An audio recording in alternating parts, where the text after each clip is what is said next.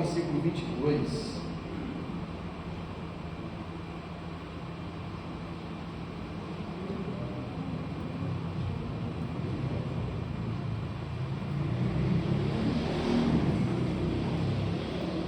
Diz da seguinte maneira: portanto, vocês já não são estranhos e forasteiros, mas concidadãos do povo santo e membros da família de Deus. Juntos somos sua casa, edificados sobre os alicerces dos apóstolos e dos profetas. E a pedra angular é o próprio Cristo Jesus. Nele somos firmemente unidos, constituindo um templo santo para o Senhor. Por meio dele, vocês também estão sendo edificados como parte desta habitação, onde Deus vive por seu Espírito. Até aí. Vamos orar. Amado Deus, neste momento nós estamos aqui mais uma vez reunidos, ó Deus, em Teu nome, mais uma vez reunidos, ó Deus, para adorar e bendizer o nome santo de Jesus. Ó Deus, nós estamos diante da Sua santa e poderosa palavra, e que, Deus, ela possa falar nos nossos corações, que ela encontre liberdade em nossos corações, para que venha promover transformação, mudança, unidade, justiça, e a Tua graça e a Tua misericórdia, ó Deus, nos alcance nesta noite, mais uma vez. Ó Deus, eu te peço isso, fazendo assim com que o Seu reino cresça em nós e através de nós, para a glória do Seu santo e eterno Filho Jesus. Amém. E amém. Meus irmãos,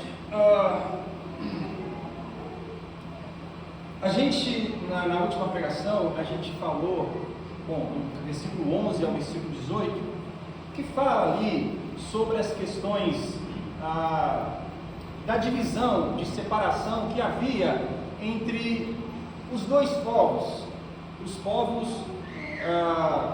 ditos aí como o povo judeu e as outras nações, as nações gentílicas. Mas a proposta que Paulo ele trouxe de compreensão, de ensinamento nesses versos anteriores, é que em Cristo, onde havia separação, agora existe unidade. Que em Cristo, onde havia uma divisão, a separação entre Deus e o homem, agora existe uma aproximação, obviamente, da parte de Deus para com o homem, né? Paulo coloca na seguinte maneira, de que o muro da separação foi derrubado, o muro que dividia uns de lado de cá, outros do lado de lá, cada um no seu quadradinho, cada um do lado do seu muro, do seu lado do muro, né? Isso foi derrubado, porque agora em Jesus não tem nenhum povo, nenhuma nação, nenhuma célula, nenhum grupo, nenhum agrupamento de pessoas que pode intitular que somente eles são os filhos de Deus. Mas agora, tanto os gregos quanto os judeus, tanto o povo de Israel quanto os povos das demais nações do mundo, elas podem agora se orgulhar e se beneficiarem da glória de Cristo Jesus, por meio da salvação em Jesus. A ideia de separação era muito clara até a vinda de Jesus, até o momento em que Jesus veio e estabeleceu a nova notícia, as boas novas, o Evangelho. Porque, veja, culturalmente, a única nação que tinha detinha ali a ideia de uma religião verdadeira, que servia o verdadeiro Deus, era a nação israelita. E para você ser um adorador ao Deus verdadeiro, você deveria ser um prosélito, um convertido ao judaísmo. Mas agora, Jesus Cristo, ele mostra que não existem os pagãos e não existem os os judaizantes como quem é verdadeiro em suas religiões. Na verdade, Paulo ele vai colocar nos termos de que havia inutilidade em ambos os povos. Tanto os pagãos que eram claramente, que viviam claramente em uma inutilidade religiosa, ou seja, adorando a deuses falsos, a deuses inexistentes. Da mesma maneira, o povo judeu também, apesar de terem os profetas, de terem a lei, de terem a lei de Moisés, de terem os escritos, eles adoravam uma outra religião, uma religião de si mesmo, uma religião de enaltecimento das suas liturgias, um enaltecimento dos seus sacrifícios. E é nesse contexto que Deus vai dizer: olha, eu estou farto de sacrifícios. Os profetas, Deus fala isso, que não aguento mais as suas festas solenes, não aguento mais. Se não me engano, ele fala isso do profeta Abacuque. Não aguento mais as suas festas solenes, esses seus ajuntamentos, essas suas pompas, essa maneira religiosa de adoração, que não é adoração nenhuma. Isso também não é adoração verdadeira a Deus. Então, Paulo, ele coloca nesse termo que ele reconciliou em Deus, todos em um só corpo. Jesus reconciliou com Cristo todos os povos. Não há mais essa ideia de que só o povo judeu é o povo verdadeiro, que tem a tradição da adoração, que tem a ortodoxia, que tem a herança já de milhares de anos de servir a um Deus. Na verdade, eles eram cegos, como Jesus disse, cegos que guiavam outros cegos. Mas no mundo raiou a verdadeira luz. No mundo brilhou a luz que antes estava oculta, mas ainda assim já anunciada desde Gênesis 3, versículo 15. Aquele que iria pisar na cabeça da serpente. E veio sendo anunciado essa luz que um dia ela iria brilhar, e ela raiou quando o Filho de Deus nasceu. Meus irmãos, mas veja, o mundo precisa conhecer essa salvação. O mundo precisa perceber e entender essa salvação. E aí Paulo, ele coloca nesses termos, bom, como já disse nos versículos anteriores, dizendo que o Cristo é o Deus que une, é o que traz unicidade entre os povos para um único e um propósito bem estabelecido: adorar ao único Deus verdadeiro. E aí ele começa nesses versos do 19 até o 20, ele estabelece um novo parâmetro. Ele estabelece a questão daqueles que podem encontrar refúgio. Os homens que antes estavam perambulando, antes estavam peregrinando no mundo, eles agora podem encontrar em um ponto específico uma âncora, podem encontrar em uma pessoa específica um lugar, um porto seguro, um refúgio. E é sobre isso que eu quero falar nessa noite: os refugiados em Deus. Os refugiados em Deus. Com isso, vamos pensar um pouco. Veja, a gente está vivendo num mundo onde existem muitos problemas entre as nações, muitos problemas entre os imigrantes e até mesmo muitos refugiados.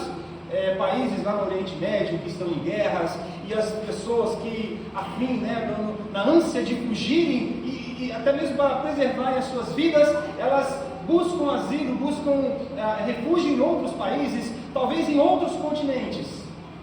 Mas isso está se tornando um problema crônico no planeta, a ponto de que pode chegar um momento em que não existirá, literalmente falando, não existirá um lugar, um refúgio para os povos.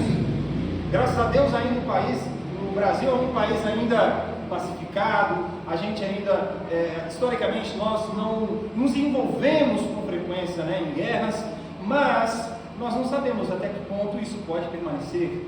Mas o fato é, por exemplo, vejam a situação acerca dos imigrantes lá nos Estados Unidos. Donald Trump, ele, com a sua lei, com o seu rigor, ele está, assim, a grosso modo, né, enxotando as pessoas. Eles dizem que são os imigrantes ilegais, ok, ele dá as ordens, tudo bem. Mas o ponto é que está se perdendo o senso de misericórdia no mundo. Está se perdendo o poder de olhar para um refugiado e ter misericórdia da pessoa que precisa encontrar amparo, que precisa encontrar um lugar seguro para proteção, para sobrevivência, para estabelecer uma comunidade, uma família, para ter uma vida. Talvez a gente está um pouco longe dessa situação, né, de repelir os imigrantes ou os refugiados, mas quem sabe a nossa cultura, ela não tem sido uma cultura contemporânea, mais em si mesmada, no sentido de que, olha, a minha vida, aqui é o meu ciclo, aqui é a minha bolha, aqui é o que eu vivo, e desculpa, mas eu não posso me preocupar muito com os seus problemas. O que eu quero dizer é que a gente está vivendo uma sociedade em que estamos perdendo o senso de misericórdia para com o outro. Aquela frase, aquele ditado assim, cada um por si, e cada um por si, e não importa os outros. Parece que estamos vivendo isso de forma mais aflorada nesses tempos. Mas, independente desse caos social, independente dos problemas que nos cercam, dos problemas que nos rodeiam, na nossa nação, no nosso continente, no mundo inteiro, existe um refúgio, existe um lugar, existe um amparo, existe um porto seguro para todo aquele que quer encontrar um refúgio. E este refúgio é em Deus. Em Deus nós encontramos um refúgio. Irmãos, o que todo refugiado, acima de tudo, ele quer, senão ser aceito em uma nova comunidade. Um muçulmano, para fugir da guerra entre os muçulmanos, ou até na Palestina, alguém para poder fugir daquela guerra, vai para os Estados Unidos. E o que ele quer encontrar nos Estados Unidos? Uma nação que venha acolhê-lo, que venha tratá-lo de maneira que venha dar para ele um amparo, que venha o aceitá-lo. Pois bem, todo ser humano, absolutamente cada indivíduo desse planeta, quer ele saiba ou não, ele é um peregrino. Absolutamente todo ser humano, ele está andando e vagando na sua própria história, e ele precisa saber que existe um lugar, que há um refúgio para ele. E é nisso que eu penso, Paulo está se tratando no versículo 19, pois quando ele fala, portanto, vocês já não são estrangeiros e forasteiros. Antes de Cristo, nós estávamos vagando, andando sem direção, sem destino, caminhando no deserto, dando círculos, sem saber onde poderíamos ir, onde vamos parar, quem poderá nos dar abrigo. Mas o apóstolo, ele traz essa boa notícia do Evangelho, que existe um refúgio para todo aquele que crê em Cristo Jesus. Existe um lugar, um porto seguro. Portanto, versículo 19, portanto vocês já não são estrangeiros e forasteiros. Isso significa o quê? Que, por dedução óbvia, todos aqueles que não têm Cristo Jesus são ainda estrangeiros. Estrangeiros a quem? Estrangeiros ao quê? Estrangeiros à nação de Deus. Estrangeiros à Nova Jerusalém. Estrangeiros à nação da cruz. Estrangeiros para o povo adquirido, a nação santa, o povo que Jesus Cristo conquistou na cruz. Essa é a situação de todo homem sem Deus. ele ainda é estrangeiro. Se a gente for falar para nós, na nossa condição em Cristo, mas ainda neste mundo, para este mundo nós podemos dizer, nós somos estrangeiros para este mundo. Mas aqueles que estão neste mundo, ainda que eles também sejam estrangeiros neste mundo, né? Eles são estrangeiros ao reino dos céus.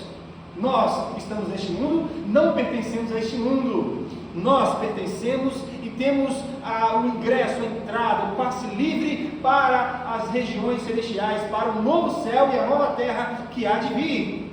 Mas aqueles que não estão em Cristo, eles não têm nem lugar neste mundo e nem lugar no mundo por vir. Meus irmãos, esta é a situação de todo aquele que não tem Deus. E todo ser humano tem a necessidade da realização do pertencimento. Veja, todo mundo precisa ser inserido em algum nível, em alguma bolha social. Todo mundo precisa fazer parte de algum grupo, não é? Você já viu? Não existe ninguém que seja absolutamente isolado de tudo e de todos. Se você for ver, alguém sempre vai pender para a direita ou para a esquerda no campo político. Alguém sempre vai estar, existem os cristãos da vertente protestante, os cristãos da vertente católica, existem seitas daqui, seitas dali, religião pagã, religião daquilo, religião de inúmeras religiões e inúmeras manifestações sociais e sociológicas e religiosas, porque o ser humano, existe uma necessidade intrínseca no ser humano de que ele precisa se sentir pertencente a algum tipo de grupo. E dentro disso, a gente vê que o Evangelho é o melhor lugar que a pessoa pode se sentir pertencente. Não existe satisfação maior do que você olhar para a obra de Cristo e dizer: eu pertenço a essa nação de Cristo Jesus, eu faço parte dessa igreja que foi conquistada por Cristo Jesus. É a sensação de pertencimento absoluta, porque quando você vai fazer parte de um ciclo, de um núcleo social, você vai se sentir inserido, mas aquilo não vai te completar. Você deve buscar outras experiências, e é por isso que o homem vive na sua busca incessante de experiência após experiência, a fim de preencher esse vazio absurdo que existe no peito. Não é isso que as pessoas falam por aí? Pois é, apenas quando o ser humano encontra Cristo Jesus, ele fala: agora eu encontrei a minha casa, agora eu encontrei o meu lugar, agora eu sinto que pertenço a um lugar que eu fui criado para pertencer. Agora sim eu estou no meu refúgio, no meu lugar seguro em Deus. Precisamos saber, irmãos, então, que pertencemos. Essa é uma ideia que todo cristão ele não pode deixar de fora da sua cosmovisão, da sua ideia de mundo, da sua ideia do que é ser igreja. Nós pertencemos a um lugar. Que lugar é este? Nós pertencemos ao Brasil, ao mundo? Não, nós não pertencemos a esse sistema mundano. Nós não pertencemos às ideologias. Por isso que nós não compactuamos e não concordamos e não aceitamos certas ideologias mundanas, perversas. Por mais que milhões de pessoas aderem a certas ideias, nós aderimos a uma única só ideia, que é a palavra do Evangelho de Cristo Jesus. A palavra que passa pela ideia do arrependimento, da misericórdia, da graça, do amor ao próximo, do amor a Deus acima de todas as coisas e tão somente a Ele. A ideia de que nós devemos adorar somente a Deus e nunca nos prostrarmos diante de ídolos. Essa é a ideia de pertencimento que nós temos que ter, porque nós pertencemos a um lugar e a uma pessoa muito bem específica. Nós pertencemos ao reino dos céus e pertencemos ao rei do reino dos céus, Cristo Jesus. Por isso que Paulo ele expressa dessa maneira aqui no versículo 19, dizendo: portanto, portanto, porque anteriormente ele explicou nos versículos anteriores aqui, né? Ele explicou no versículo 17, 16, 15, 14, ele falou: havia uma separação entre Deus e o homem, havia uma separação entre as nações, entre os povos, mas agora em Cristo Jesus o muro foi derrubado e agora existe unidade entre os povos, unidade entre aquele que era considerado maior com aquele que era menor, unidade entre as etnias, unidade entre as classes sociais, porque em Cristo todos são filhos de Deus, todos aqueles que creem no Filho de Deus. E aí Paulo fala: portanto, em função dessa ideia, vocês já não são estrangeiros e forasteiros. Irmãos, quando nós somos inseridos no reino dos céus, nós passamos a pertencer ao reino dos céus, e nós passamos a pertencer ao rei do reino dos céus. Portanto, nós já não somos nós mesmos, ou já não somos nossos mesmos, né? Nós não pertencemos a nós mesmos, pertencemos a alguém que é muito maior do que nós. Veja a ideia da pessoa dizer que eu me mando, é o meu corpo, minhas regras, eu faço, eu tenho poder sobre mim, é a minha vontade que prevalece. Isso é uma ideia extremamente prisional, porque a pessoa, ela não entende que está presa na sua própria vontade, ela não consegue não dizer não para a vontade, ela faz tudo aquilo que quer. Só que fazer tudo aquilo que ela quer não é liberdade, e sim uma prisão e um domínio da própria vontade.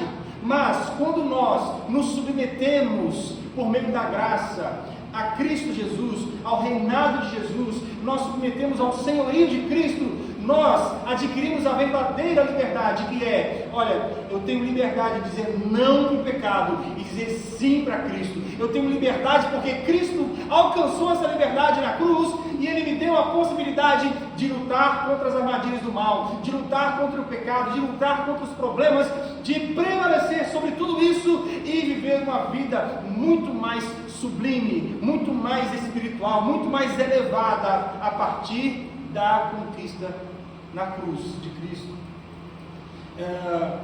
Então essa ideia, o conceito de pertencimento, você precisa saber, você pertence a um lugar, e esse lugar é o reino dos céus. Você pertence a alguém, e esse alguém é Jesus.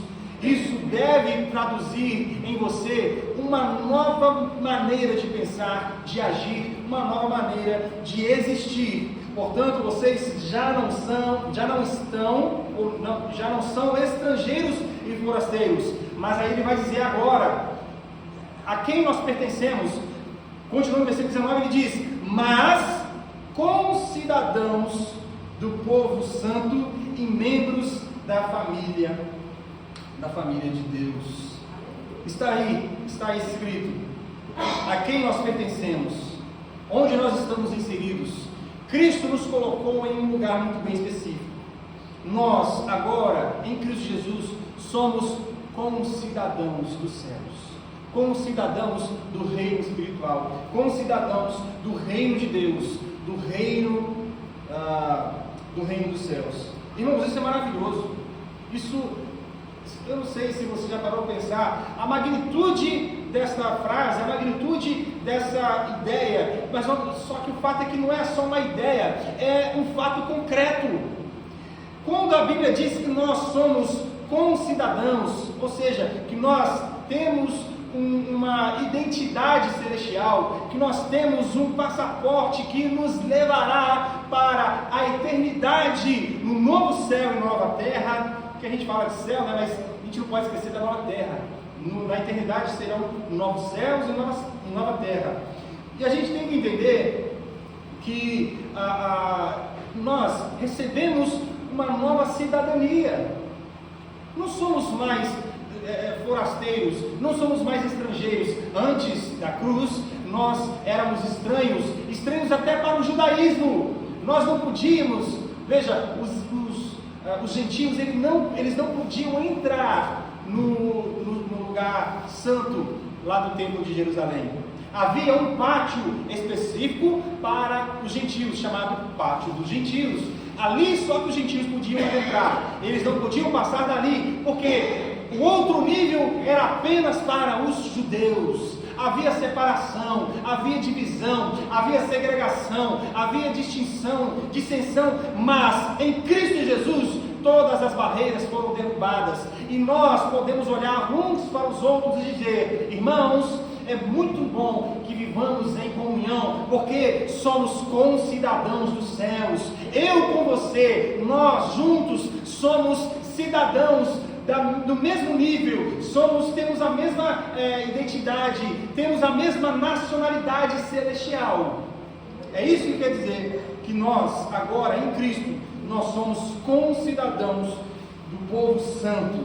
Veja, existe então uma nação santa, existe uma multidão. Lá em Apocalipse você vai ver, relatando algumas vezes, é o chamado mar de vidro, é um mar de pessoas, assim, santos a perder de vista, pessoas que foram adquiridas por meio do sacrifício de Jesus, e que preservaram a sua salvação, e que preservaram a sua ideia de pertencimento por meio da fé e por meio da perseverança. Irmãos, somos concidadãos do povo santo, e a outra analogia é: somos membros da família de Deus. Porque uma coisa seria você ser cidadão de um país. Outra coisa muito diferente é você fazer parte do monarca daquele país. Veja que existe uma amplitude, uma aproximação, algo que era impossível para nós. Nós não fazemos parte da família do monarca, não fazemos parte da família do rei dos reis, e também, menos ainda, nós não fazemos parte dessa nação celestial. Mas Jesus nos inseriu no reino celestial. Mas não só no reino celestial, nós fazemos parte da família real, não é? Porque a gente não tem muito bem essa ideia de monarquia, porque somos república. Talvez lá na Inglaterra, no Canadá, as pessoas assimilam bem essa ideia. Nós fazemos parte de uma família real, de uma família onde tem um rei, onde existe um ser que está sentado no seu alto e sublime trono, como diz Isaías no capítulo 6, e as suas vestes cobrem todo o templo, e ele é todo poderoso, e ele ainda assim permitiu que nós, meros mortais, pecadores, fôssemos inseridos nessa família. Portanto, somos concidadãos do povo santo e membros da família de Deus. Irmãos, então nós pertencemos a um povo santo, nós pertencemos a uma família santa, a uma família real, a uma família ilustre, a uma família magnífica, que é a família de Deus. Porque o apóstolo João, ele escreve, que nós recebemos o direito de sermos chamados filhos de Deus. E nós recebemos o direito de pertencermos a um novo propósito, o propósito de ser casa de Deus. Veja os versículos que se seguem. O versículo 20 diz: juntos, nós, unidos como igreja, somos sua casa. Casa de quem? Casa de Deus. Mas peraí, é Deus quem me deu abrigo, é Deus que me deu refúgio na sua casa. Mas ele está dizendo aqui o inverso: agora nós somos sua casa. Pois é, veja que coisa, que mistério lindo, que mistério glorioso. Você que não tinha acesso à casa de Deus, não só você tem acesso à casa de Deus, como você faz parte do edifício que abriga o próprio Deus. Você junto, não sozinho, mas você com os outros irmãos, inserido na comunidade santa, essa comunidade do povo santo, essa família santa, essa família real. Quando você faz parte desse povo santo, quando você faz parte dessa nação real, dessa família real, dessa família de Deus, você faz parte da habitação de Deus, porque Deus habita no seu santo povo. Veja, ele diz: juntos somos sua casa, edificados sobre os alicerces dos apóstolos e dos profetas. Então nós, quando pertencemos a Cristo Jesus, nós passamos a pertencer a um novo propósito, passamos a pertencer a um novo objetivo. Nesse novo propósito, nós não podemos edificar de qualquer maneira. Nesse novo propósito, nós não podemos andar de qualquer maneira. Nesse novo propósito, nós não podemos fazer qualquer coisa, tudo que vem na nossa ideia. Nesse novo propósito, nós temos que estar bem alinhados com o propósito, com a mente de Cristo, com a vontade de Deus. Nós temos que estar alinhados com os propósitos de Deus para a nossa vida. E veja, a gente vive na busca, né? O ser humano vive buscando qual é o meu propósito, para que eu nasci, de onde eu vim, para onde que eu vou, está aí. Você veio de Deus, criado por Deus, você foi feito para servir a um propósito que é muito maior do que você mesmo. Você foi feito para servir ao propósito da unicidade do corpo de Cristo. Você é um tijolinho que edifica um grande corpo. Você faz parte de uma grande construção, e você é participante dessa construção. E esta construção, essa edificação, essa casa, esse edifício, ela abriga o próprio Deus. É o que o versículo 21 vai dizer: nele somos firmemente unidos, construindo um templo santo para o Senhor. Veja, irmãos, só existe construção de igreja quando existe unidade na igreja. Não tem como a igreja avançar se não tiver unidade.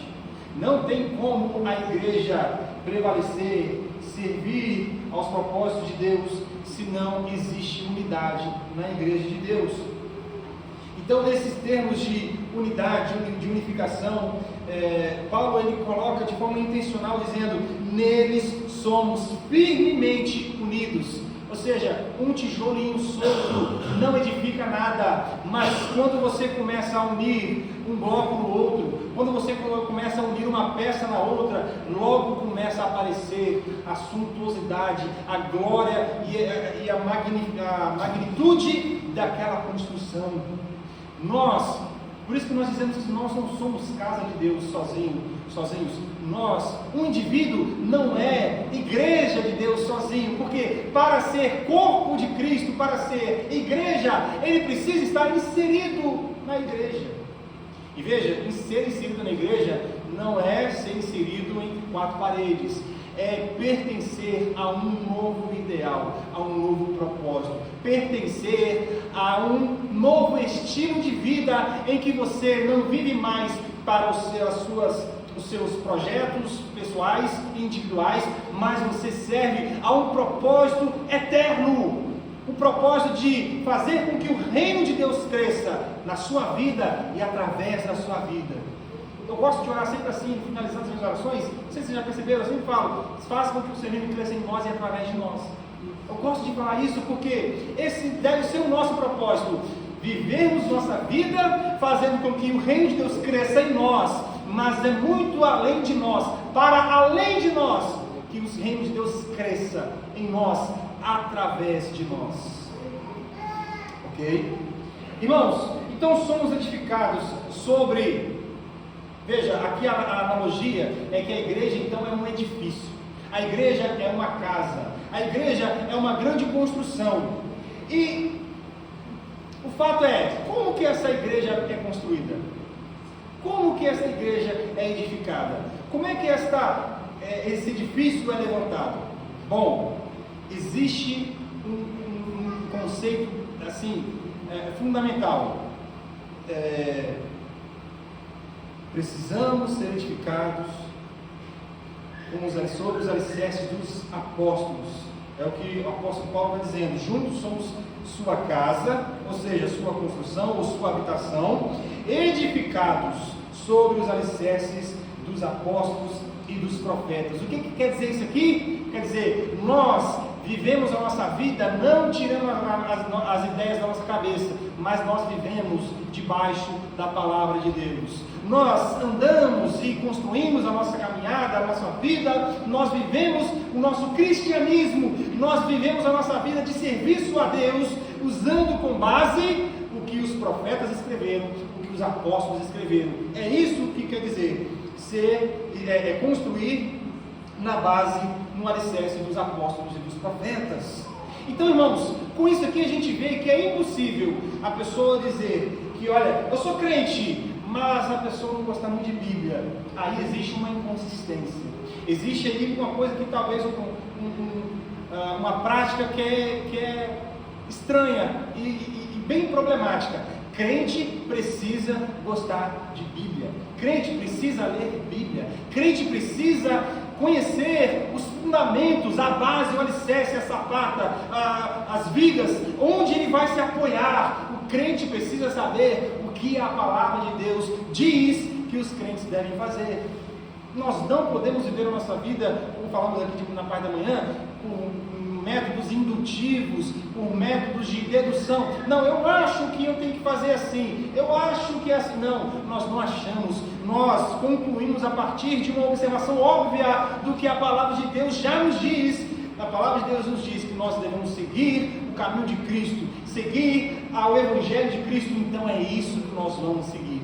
É lá, seguindo o caminho de Jesus, que nós edificamos a casa de Deus. Jesus ele traz a imagem da edificação de uma casa, lá em Mateus 7, lá no versículo 24 a 27, falando sobre aquele que constrói a casa na areia e aquele que constrói a casa na rocha.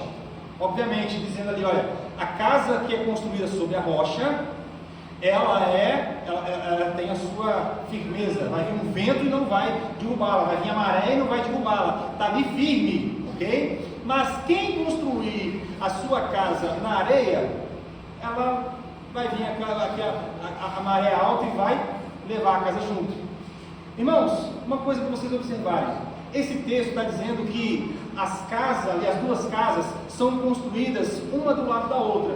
Não diz essas palavras, mas a ideia seria essa, de que é construída sobre o mesmo solo, só que uma casa, ela vai buscar o seu fundamento na profundidade, ela não vai construir na superficialidade da areia, ela vai cavar a areia, vai até chegar na rocha profunda, e ali construir os seus alicerces, e ali estabelecer a sua base. O que isso quer dizer? Que nós devemos ir profundo na palavra de Deus, nós devemos estudar sempre mais a fundo, a fim de que a edificação da nossa vida seja na rocha, na profundidade. E aí, fazendo analogia com o que Deus falou ao profeta, vai mais fundo, vai mais profundo, não quero águas no joelho, não quero águas apenas na cintura, não quero água cobrindo o seu peito, mas mergulhe, vai fundo, vá profundo no conhecimento das coisas de Deus. Então, como que se edifica? Edificamos a igreja de Cristo, nos aprofundando, indo mais profundo, cada vez mais profundo no Evangelho de Cristo, na palavra, no estudo da palavra de Deus. E aí, irmãos, para finalizar, nós encontramos então o nosso refúgio, a nossa função, o nosso propósito em Cristo Jesus, que é ser essa edificação onde nós somos as pedras, os blocos, somos peças dessa construção. Veja, nós estamos construindo a casa de Deus para que Deus habite, só que essa casa somos nós. Nós buscamos refúgio em Deus, para buscarmos abrigo em Deus, para termos uma habitação em Deus. E é isso quer dizer o quê? O relacionamento entre Deus e o homem. Nós, em Cristo, podemos nos relacionar com Deus, onde nós buscamos habitar em Deus e Deus habita em nós. É um relacionamento que o Evangelho propõe para nós. Pedro diz que nós somos pedras vivas, lá em 1 Pedro 2,5 diz que somos pedras vivas, somos pedras que que edificam essa bela construção. Para concluir, irmãos, eu quero dizer aqui algumas coisas, algumas inferências. Há um refúgio para todos os que estão peregrinando em busca de um lugar, de um porto seguro. As conclusões que devemos tirar desse texto, que veja, Paulo diz que nós que estamos em Cristo agora, nós podemos concluir com tranquilidade: nós não somos mais estrangeiros, nós não somos mais forasteiros. Éramos antes sim, hoje estamos em Cristo. Nós fazemos parte de uma nova nação, nós temos uma nova identidade, somos concidadãos de um povo santo. Nós fazemos parte de uma família, e uma família real, a família de Deus. Veja, Paulo vai construindo a sua ideia, a sua demonstração do que significa estar inserido e pertencer ao reino de Deus. Juntos nós edificamos e somos edificados.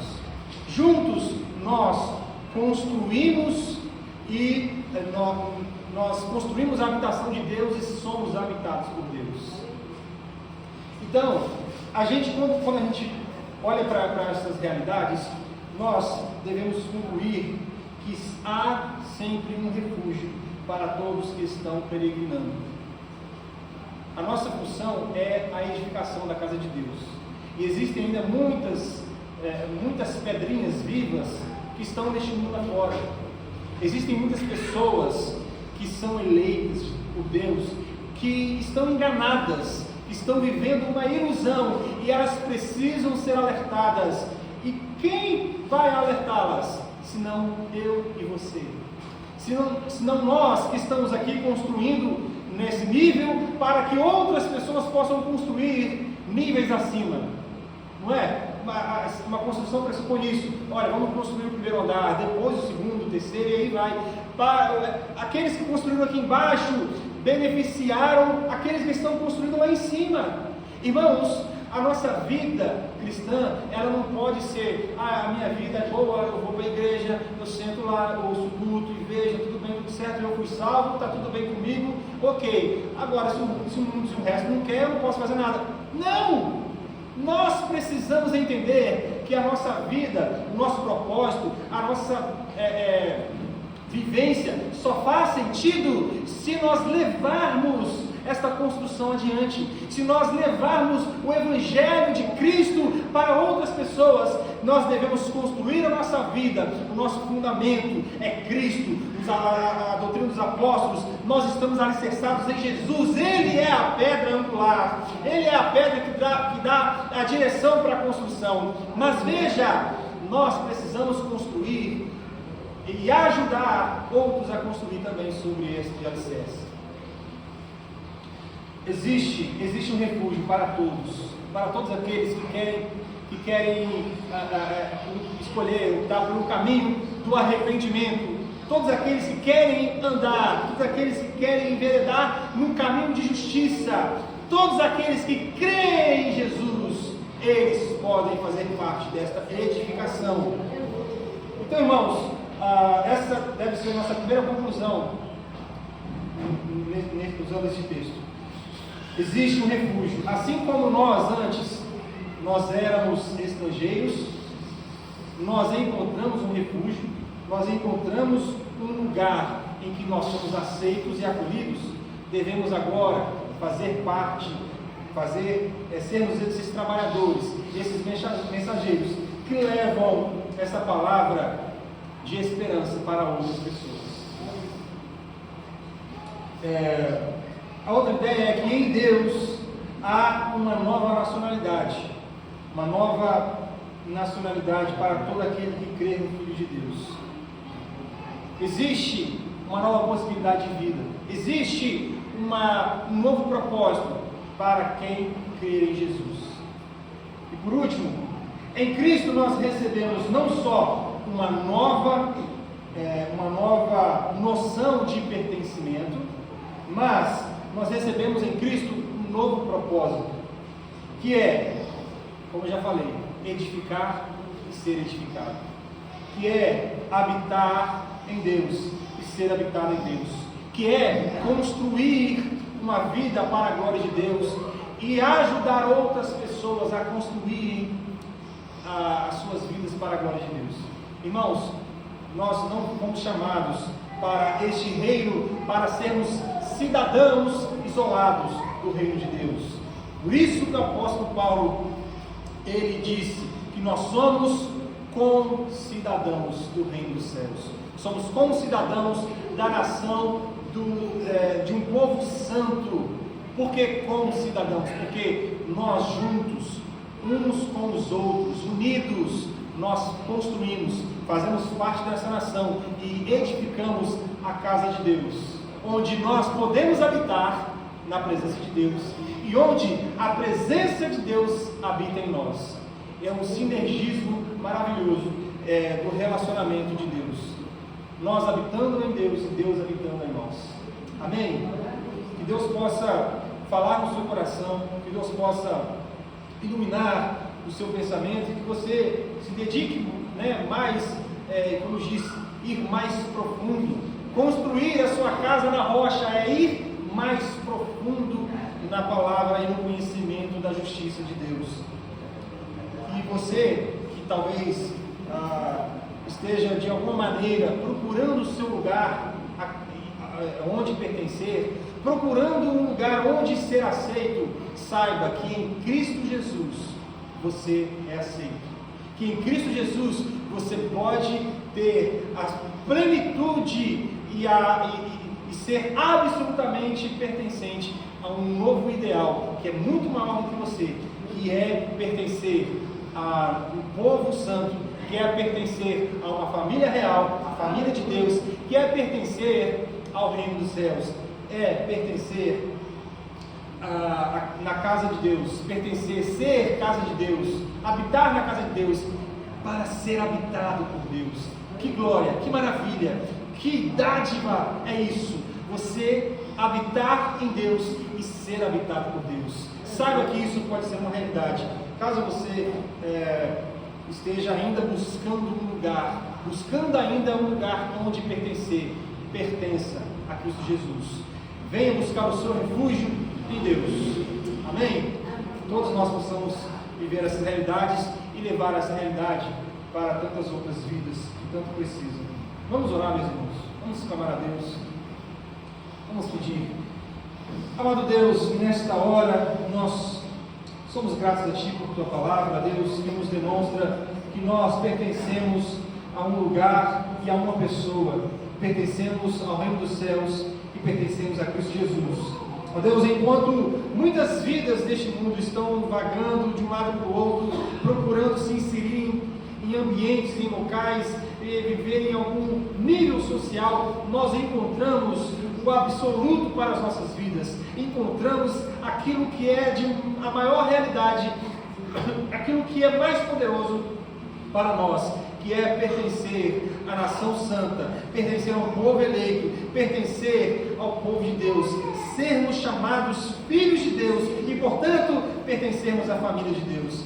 Ó Senhor, venha afirmar esses propósitos no coração de cada irmão aqui nesta noite. Ó Deus, que jamais nenhum de nós venha perder a ideia, esse ideal, essa glória, essa alegria, essa graça, essa sensação viva e real de que nós pertencemos ao Deus verdadeiro, ao Deus que verdadeiramente nos salvou. Deus, se porventura existe alguém aqui que ainda não encontrou essa sensação de pertencimento real, que o Senhor possa falar mais alto no coração dele e que ele possa buscar amparo na sua presença, amparo no povo santo, e que ele possa ser inserido nessa nação real, nessa família de Deus, que possamos proclamar, Deus, o seu Evangelho nas nossas vidas e através das nossas vidas que possamos levar este Evangelho para muitas outras pessoas nessa cidade, neste bairro, neste lugar, que essa igreja seja um refúgio para muitas vidas que precisam encontrar